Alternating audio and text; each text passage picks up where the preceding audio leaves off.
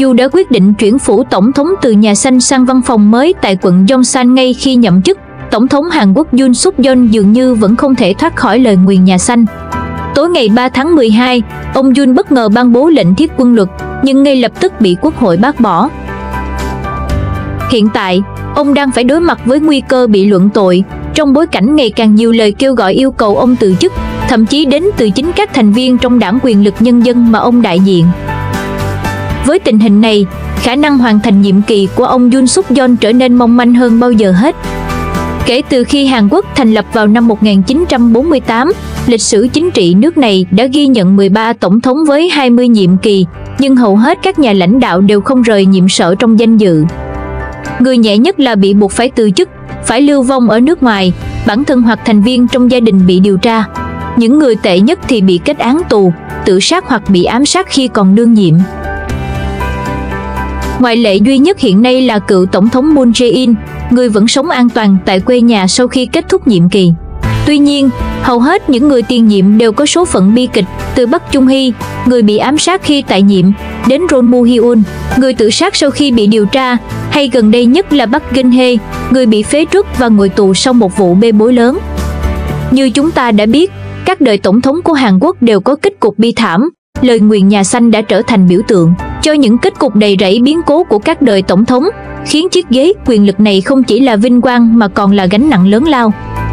Hôm nay, chúng ta hãy cùng kênh Nhất Thế Giới khám phá những câu chuyện ít được biết đến về cuộc đời và số phận của các nhà lãnh đạo Hàn Quốc, để hiểu thêm về những góc khuất đằng sau chính trị đầy kịch tính của xứ sở Kim Chi nhé. Đừng quên nhấn nút đăng ký kênh để tiếp tục theo dõi các video hấp dẫn khác của kênh Nhất Thế Giới trong thời gian tới nhé. Lời nguyền nhà xanh là gì? Lời nguyền nhà xanh là một hiện tượng kỳ lạ trong chính trị Hàn Quốc, phản ánh những số phận bi thảm của nhiều tổng thống sau khi họ rời khỏi nhà xanh. Sự kiện tự sát, bê bối tham nhũng, ám sát và những cuộc sống lưu vong là những phần không thể thiếu trong câu chuyện về các tổng thống Hàn Quốc. Điều này phản ánh một phần sự khắc nghiệt của chính trị Hàn Quốc, nơi các nhà lãnh đạo, sau khi kết thúc nhiệm kỳ, thường phải đối mặt với những sóng gió lớn trong cuộc sống cá nhân và sự nghiệp. 1. Tổng thống đầu tiên bị buộc phải từ chức, sống lưu vong. Syngman Rhee Lý Thừa Vãn là tổng thống đầu tiên của Hàn Quốc, người lãnh đạo phong trào đòi độc lập trong thời kỳ thuộc địa của Nhật Bản vào năm 1945, sau đó thành lập Đại Hàn Dân Quốc với sự hỗ trợ của Mỹ.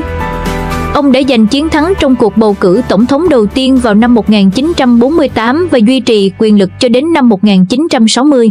Ông cũng bị chỉ trích về tham nhũng và các hành vi độc tài trong các nhiệm kỳ của mình. Tháng 4 năm 1960, sau khi ông Syngman Rhee được bầu làm tổng thống Hàn Quốc lần thứ tư, các cuộc biểu tình của sinh viên trên toàn quốc đã nổ ra do gian lận trong quá trình bầu cử. Ngày 26 tháng 4 năm 1960, ông buộc phải tuyên bố từ chức do áp lực. Sau đó, ông sống trong lưu vong ở Hawaii, Mỹ và không bao giờ trở lại Hàn Quốc. Từ khi rời nhà xanh, ông sống một cuộc sống cô độc và mờ nhạt cho đến khi qua đời vào tháng 7 năm 1965 tại Honolulu, Hawaii. Từ đó, ông trở thành một trong những nhân vật mà người dân Hàn Quốc có quan điểm mâu thuẫn.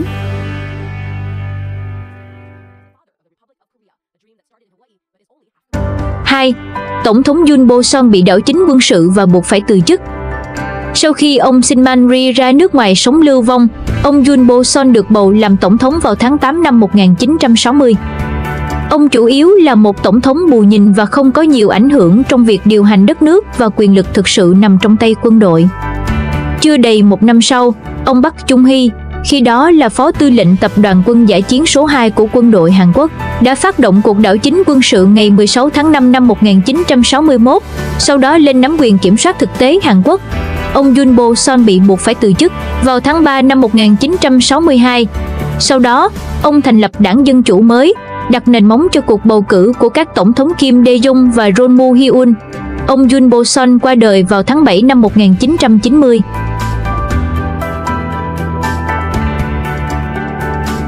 3. Tổng thống Park Chung-hee bị ám sát. Ông là người đã đưa Hàn Quốc thoát khỏi nghèo đói và phát triển mạnh mẽ trong suốt những năm 1960 đến 1970. Park Chung-hee là một nhân vật đầy quyền lực, nhưng cũng đồng thời bị chỉ trích vì chế độ độc tài của mình. Park Chung-hee phát động cuộc đảo chính quân sự để giành chính quyền vào năm 1961. Ông bắt đầu giữ chức tổng thống từ năm 1962. Năm 1963, ông ra tranh cử tổng thống với tư cách là ứng cử viên của Đảng Dân Chủ Cộng Hòa và trúng cử. Trong nhiệm kỳ của ông, nền kinh tế Hàn Quốc phát triển nhanh chóng và mức sống của người dân được cải thiện đáng kể. Tuy nhiên, cách thống trị kiểu độc đoán của ông đã bị chỉ trích. Ngày 15 tháng 8 năm 1974, vợ của Park Chung-hee là bà Yuk Jong-so vô tình bị Moon Se-won, người của Triều Tiên, người đến ám sát Park Chung-hee nhưng không thành, và bà bị thiệt mạng vì trúng đạn lạc.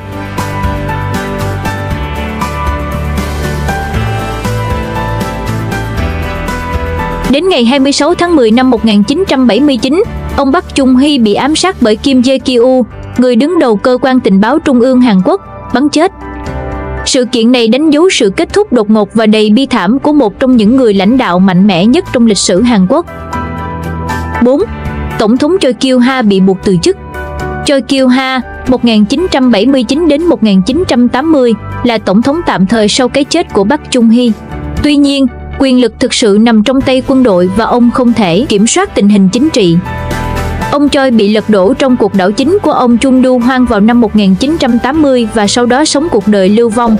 Ông Choi mất vào năm 2006 ở tuổi 87. 5. Tổng thống Chung Do-hwan bị kết án tù chung thân. Ông Chung Do-hwan, vốn là một quân nhân, lên nắm quyền sau khi phát động cuộc đảo chính quân sự năm 1979 và được bầu làm tổng thống năm 1980. Dưới sự lãnh đạo của ông, nhiều vụ đàn áp đã diễn ra, đặc biệt là vụ thảm sát Gwangju, một sự kiện đẫm máu với hàng trăm người thiệt mạng.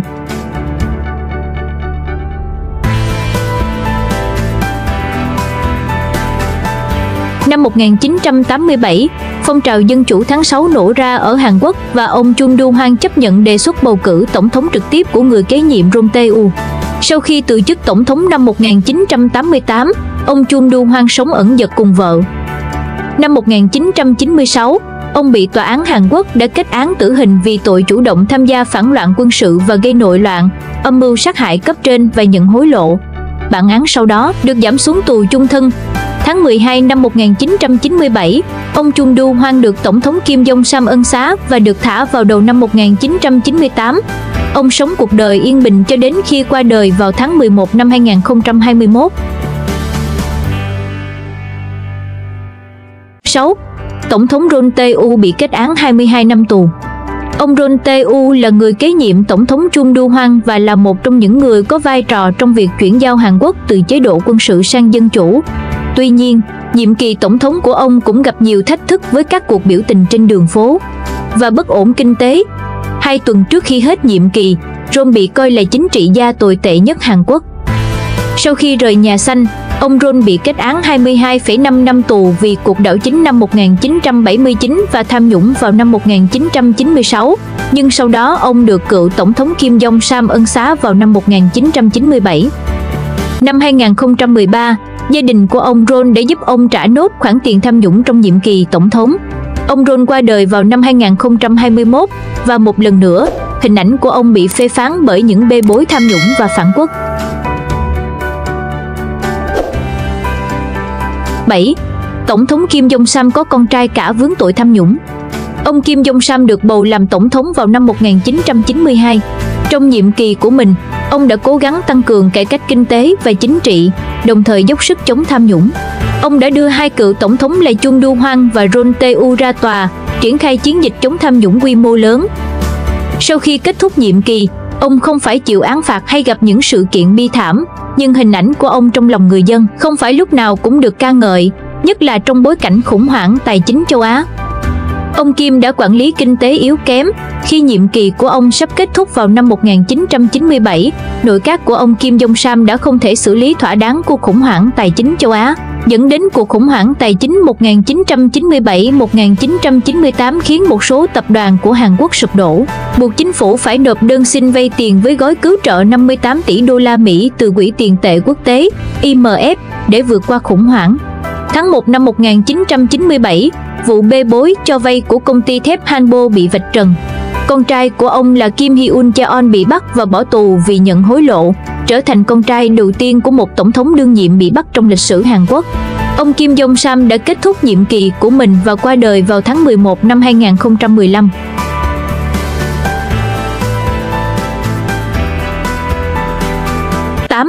Tổng thống Kim Dae-jung, cả ba người con đều dính vào bê bối tham nhũng. Ông Kim Dae-jung trở thành tổng thống Hàn Quốc vào năm 1998 và là một trong những tổng thống được kính trọng nhất. Trong thời gian cầm quyền, ông đã nỗ lực vực dậy nền kinh tế bị ảnh hưởng bởi cuộc khủng hoảng tài chính châu Á. Ông đã tích cực thúc đẩy chính sách Ánh Dương nhằm làm dịu căng thẳng trên bán đảo Triều Tiên, tổ chức thành công các cuộc đàm phán song phương giữa miền Bắc và miền Nam vào năm 2000 và đoạt giải Nobel Hòa bình cùng năm. Sau khi kết thúc nhiệm kỳ, Kim Dae-jung không gặp phải tai ương lớn.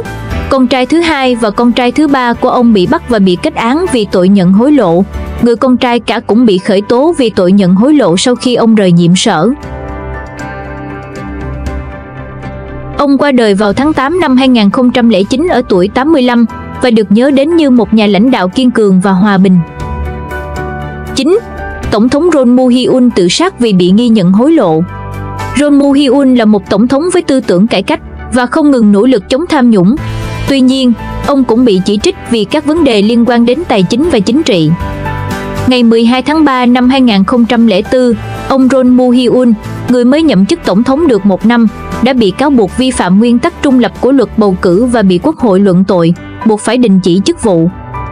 Ngày 14 tháng 5 cùng năm, Tòa án Hiến pháp đã lật lại vụ án luận tội và khôi phục quyền lực cho Roh Moo-hyun. Ông chủ trương nền chính trị trong sạch, nhưng bị điều tra sau khi rời nhiệm sở. Sau khi kết thúc nhiệm kỳ, Roh Moo-hyun rơi vào một cuộc khủng hoảng tinh thần và bị cáo buộc liên quan đến bê bối chính trị, các vụ tham nhũng liên quan đến gia đình. Ngày 23 tháng 5 năm 2009, ông đã tự sát bằng cách nhảy khỏi vách núi ở tuổi 62, trong khi cuộc điều tra của chính phủ Lee Myung-bắc về hành vi hối lộ của ông đang diễn ra. Sự kiện này đã chấn động cả nước và dấy lên nhiều câu hỏi về lời nguyền nhà xanh.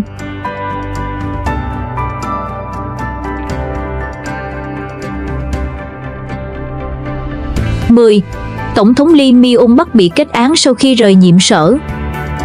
Lee Myung-bắc, một cựu doanh nhân, đã lãnh đạo đất nước trong một giai đoạn đầy biến động và đạt được thành tựu trong việc phát triển kinh tế. Ông Lee Myung-bắc có chính sách cứng rắn đối với Triều Tiên. Trong nhiệm kỳ của ông, vụ chìm tàu Cheonan và pháo kích vào đảo Yeonbyeong đã xảy ra, dẫn đến sự đối đầu nghiêm trọng giữa miền Bắc và miền Nam. Năm 2008, các cuộc biểu tình dưới ánh nến quy mô lớn đã diễn ra ở Hàn Quốc phản đối nhập thịt bò Mỹ. Sau khi ông Lee Myung-bắc từ chức tổng thống, các công tố viên Hàn Quốc đã mở cuộc điều tra về cáo buộc lạm dụng quyền lực của ông. Tháng 2 năm 2018, Lee Myung-bắc bị bắt vì tình nghi nhận hối lộ lạm dụng quyền lực, biển thủ công quỹ. Vào tháng 10 năm 2018, ông bị kết án 15 năm tù, sau đó đổi thành 17 năm. Ngày 27 tháng 12 năm 2022, ông Lee Myung-bắc được chính phủ của Tổng thống Yoon Suk Yeol ân xá. 11. Tổng thống Park Geun-hye bị luận tội, kết án 20 năm tù. Bà Park Geun-hye là con gái của cựu Tổng thống Park Chung-hee và là nữ tổng thống đầu tiên trong lịch sử Hàn Quốc. Tuy nhiên, bê bối chính trị bị phanh phui vào tháng 10 năm 2016. Bà bị cáo buộc giành đặc quyền cho người bạn thân Choi Soon-sil, dẫn đến làn sóng biểu tình rộng khắp cả nước. Ngày 9 tháng 12 cùng năm, Quốc hội Hàn Quốc thông qua hồ sơ luận tội, khiến bà Park Geun-hye bị đình chức chờ điều tra. Ngày 10 tháng 3 năm 2017, Tòa án Hiến pháp Hàn Quốc đã ra phán quyết về vụ luận tội Tổng thống Park Geun-hye, chính thức bãi nhiệm bà. Bà trở thành tổng thống đầu tiên trong lịch sử Hàn Quốc mất chức vì bị luận tội. Sau khi bị phế truất vào năm 2017, Park Geun-hye bị bắt. Tháng 4 năm 2018, bà Park Geun-hye bị kết án 24 năm tù vì 16 tội danh bao gồm nhận hối lộ và lạm dụng quyền lực, sau đó mức án được giảm xuống còn 20 năm. Tháng 12 năm 2021, chính phủ Tổng thống Moon Jae-in tuyên bố ân xá cho bà. 12. Tổng thống Moon Jae-in bị nghi nhận hối lộ. Sau khi Park Geun-hye bị phế truất, ông Moon Jae-in, một cựu luật sư và là thành viên của Đảng Dân Chủ, đã giành chiến thắng trong cuộc bầu cử tổng thống năm 2017. Ông cũng đã từng phải đi tù từ khi còn là sinh viên, dưới thời Park Chung-hee năm 1972. Sau bê bối của bà Park, ông được bầu vào vị trí tổng thống. Ông nhậm chức vào tháng 5 năm 2017 và cam kết thực hiện các cải cách chính trị và xã hội, đồng thời tập trung vào việc hàn gắn quan hệ với Triều Tiên. Một trong những dấu ấn nổi bật của nhiệm kỳ Moon là chính sách hòa giải và đối thoại với Triều Tiên. Ông đã tổ chức cuộc gặp lịch sử với Chủ tịch Triều Tiên Kim Jong-un và các cuộc đàm phán cấp cao giữa hai nước đã được tổ chức trong bối cảnh nỗ lực giải quyết vấn đề hạt nhân của Triều Tiên. Sau 5 năm lãnh đạo, ông Moon Jae-in không thể tái tranh cử theo luật và ông kết thúc nhiệm kỳ vào tháng 5 năm 2022. Dưới sự lãnh đạo của ông Moon, Hàn Quốc đã đạt được một số thành tựu lớn, nhưng cũng phải đối mặt với những thách thức trong nền kinh tế và tình hình an ninh khu vực. Ông Moon Jae-in đã trải qua Thế vận hội mùa đông Pyeongchang, 3 cuộc gặp thượng đỉnh liên triều và dịch bệnh Covid-19 trong nhiệm kỳ của mình. Ông đã mở một hiệu sách sau khi rời nhiệm sở. Vào ngày 30 tháng 8 năm 2024, các công tố viên Hàn Quốc đã khám xét nơi ở của Moon Jae-hye, con gái của Moon Jae-in, và đưa ông vào danh sách nghi phạm hối lộ trong lệnh khám xét. Đảng Dân Chủ Hàn Quốc, mà ông Moon Jae-in là thành viên, chỉ trích hành động của các công tố viên Hàn Quốc là sự trả thù chính trị.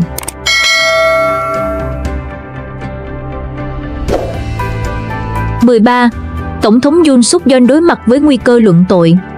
Yoon Suk Yeol, tổng thống thứ 13 của Hàn Quốc, là một cựu công tố viên nổi bật.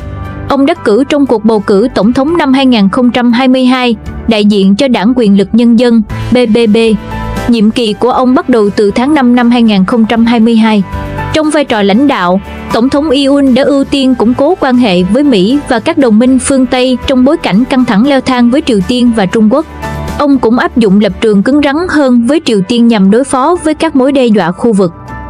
Tuy nhiên, một sự kiện gây chấn động đã diễn ra vào đêm ngày 3 tháng 12 năm 2024, khi Tổng thống Yoon bất ngờ ban bố thiết quân luật khẩn cấp, cáo buộc phe đối lập tiến hành các hoạt động chống nhà nước và âm mưu nổi loạn. Quyết định này đã làm dấy lên làn sóng bất mãn trong nước và quốc tế. Theo CNN, ngay sau khi thông báo được phát đi, người dân tại Seoul đổ xô về nhà hoặc tập trung trước tòa nhà Quốc hội, trong khi nhiều nhóm biểu tình mang cờ và biểu ngữ kêu gọi luận tội Tổng thống. Chỉ sau 6 giờ đồng hồ, vào rạng sáng ngày 4 tháng 12, ông Yoon đã tuyên bố dỡ bỏ thiết quân luật theo yêu cầu của Quốc hội, nơi Đảng Dân Chủ đối lập đang chiếm đa số ghế.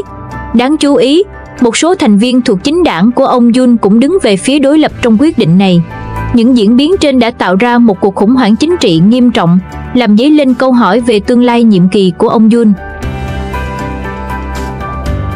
và sự lãnh đạo của Đảng Quyền lực Nhân dân ở một trong những nền kinh tế hàng đầu thế giới. Trong suốt nhiệm kỳ, Tổng thống Yoon liên tục đối đầu với Quốc hội do phe đối lập kiểm soát.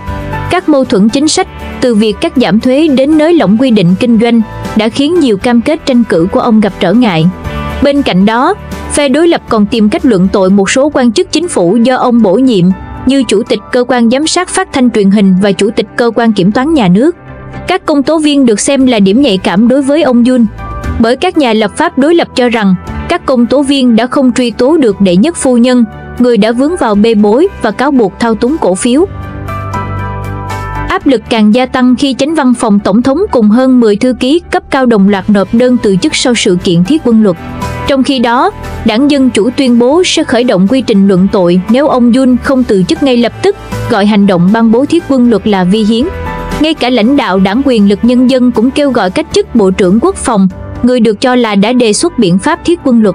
Hiện tại, tình hình chính trị Hàn Quốc đang ở giai đoạn căng thẳng, đặt ra thách thức lớn đối với uy tín của Tổng thống Yoon và sự ổn định của chính quyền.